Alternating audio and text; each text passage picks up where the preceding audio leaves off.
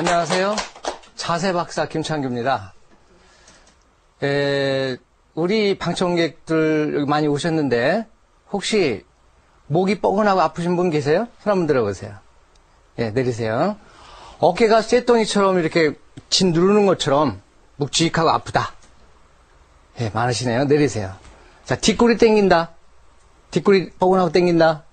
예, 내리세요. 그 다음에 팔이 이렇게 땡기면 저려온다.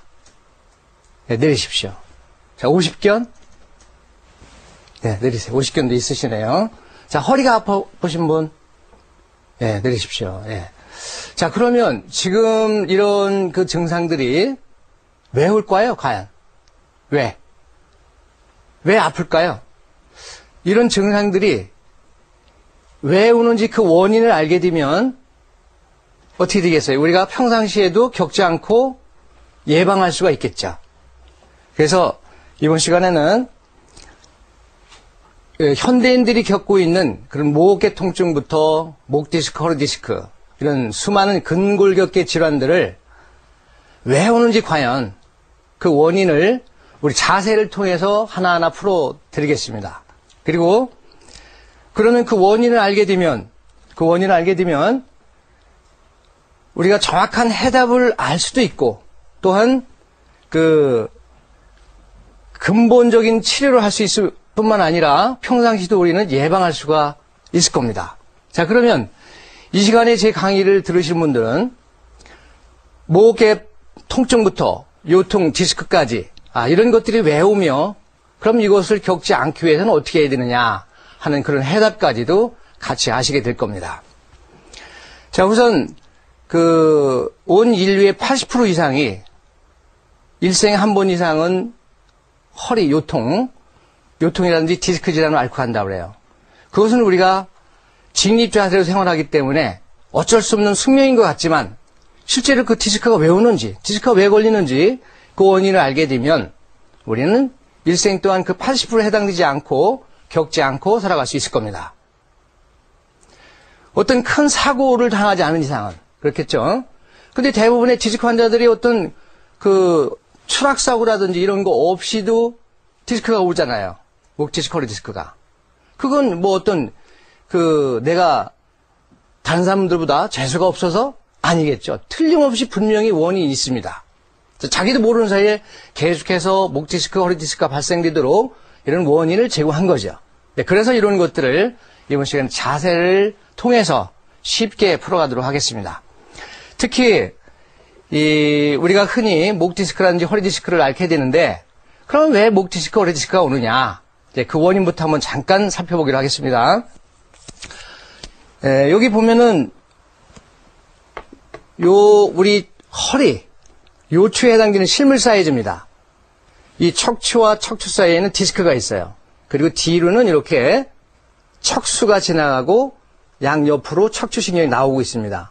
그래서 이 신경이 매우 중요하기 때문에 척추 속으로 구멍이 뚫려서 이렇게 보호하고 있어요. 근데 척추가 잘못되거나 또는 디스크가 좁아지게 되면은 이 신경을 누르게 되는 거죠.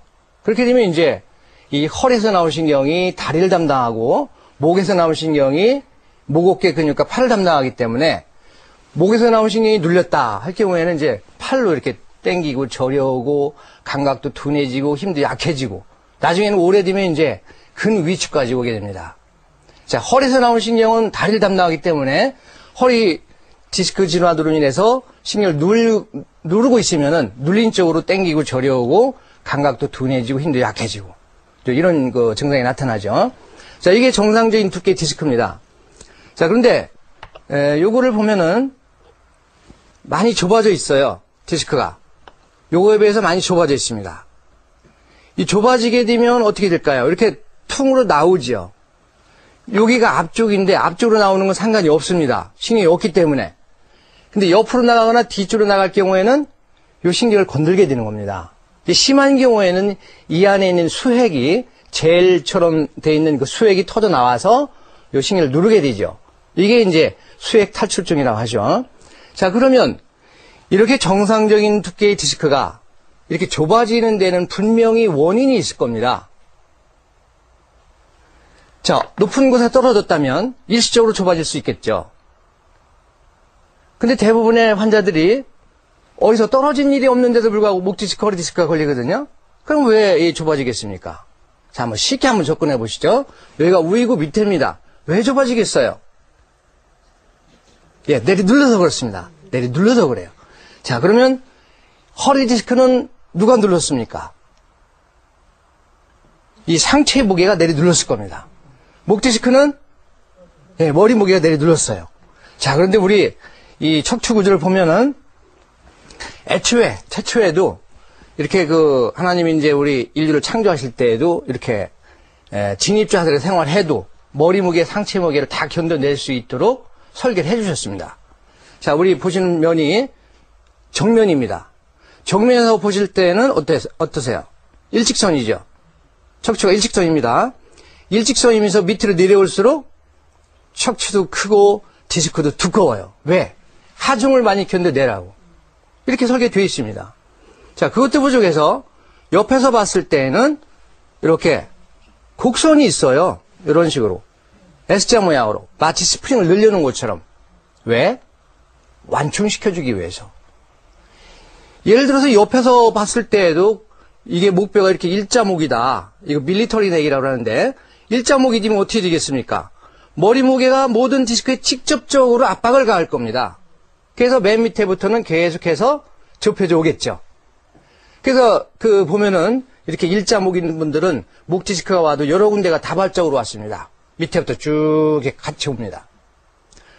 그래서 이 곡선이 가장 이상적인 각도를 유지하고 있을 때 무리가 가장 적게 갈 거고 어느 한 곳에만 몰리지 않을 거고 완충시켜가면서 나누어서 머리 무게, 상체 무게를 다 견뎌낼 수가 있는데 우리의 나쁜 자세 생활로 또는 크고 작은 사고로 인해서 또 우리의 편향적인 이 습관으로 인해서 목뼈가 뒤로 이렇게 C자 곡선이 돼야 될 게 엑스레이 찍어보면 얘가 이렇게 앞으로 꺾여갑니다. 요즘에는 초등학교 아이들을 엑스레이 찍어봐도 이렇게 꺾여 있어요. 앞쪽으로 반대로. 왜냐하면 이제 요즘 아이들이 이제 키가 크지 않습니까? 옛날에 우리 성인들에 비해서 어른들에 비해서. 그런데 책상 높이는 어떻게 됐어요? 얘나 지금이나 지금 거의 같아요. 거기다가 또 이 컴퓨터 생겨가지고 매일 컴퓨터 앞에서 고개 숙이고 작업하지요. 또 요즘에 또 휴대폰으로 뭐 게임하지요. 뭐 이러다 보니까 고개가 이렇게 목뼈가 앞으로 꺾여 있어요. 가장 이상적인 곡선을 유지하고 있을 때 무리가 가장 적게 미치고 어느 한 곳에 몰리지 않고 디스크가 좁아지지 않을 거예요. 물론 이제 나이가 들어가면서 계속해서 퇴행성으로 모든 디스크가 조금씩은 다 좁아지겠죠. 그렇지만 어느 한 곳에만 몰려서 거기가 디스크가 좁아져서 이렇게 퉁으로 나오거나 터져 나오는 그런 일은 없겠죠. 자, 그래서 이 곡선의 각도가 가장 이상적인 각도를 유지하고 있을 때 무리가 가장 적게 미친다는 거. 그래서 보면은 미국에 이제 저명한 스파인이라고 하는 유명한 척추 잡지라는 의학 잡지가 있습니다. 거기에 이제 최근에 닥터 해리스라는 사람이 발표한 거 보면은 목뼈 1번부터 이 흉추 1번까지 이 각도가 63도. 그 다음에 흉추 2번부터 흉추 11번까지 이 각도가 63도. 또 흉추 12번부터 이렇게 천추 1번까지가 이 63도. 이것이 63도, 63도, 63도, 63도 이렇게 돼 있을 때 가장 아이디얼한 이상적인 이 각도고 또 무리가 가장 적게 미친다 하는 것을 발표한 적이 있습니다. 어쨌거나 이 각도가 있어야만이 완충시켜주는 역할을 할 거고 어느 한 곳에 몰리지 않게끔 우리 몸을 지탱할 수 있을 겁니다. 근데 우리의 나쁜 자세 생활이라든지 편향적인 생활로 인해서 자꾸 이렇게 꺾여가게 됩니다. 자, 그러면 어떤 문제가 오냐면 자, 머리 무게는 지금 이제 이쪽으로 이렇게 떨어지겠죠. 앞쪽으로. 그럼 가장 많이 꺾인 지점 어떻게 되겠습니까? 머리 무게가